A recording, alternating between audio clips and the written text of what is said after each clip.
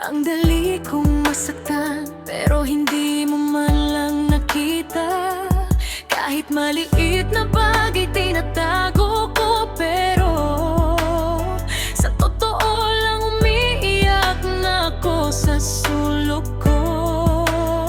Ayoko na magsalita kasi kapag pinilit ko pa, babasag na naman boses ko. Luha kahit gusto ko lumaban, di ko kaya pag ikaw na ang galit sa akin. Yeah.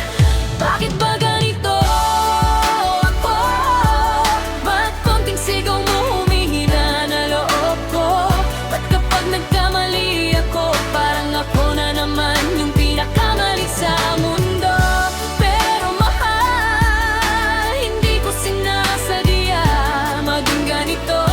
Ganto lang talaga puso ko, mabilis mabasag, pero tapat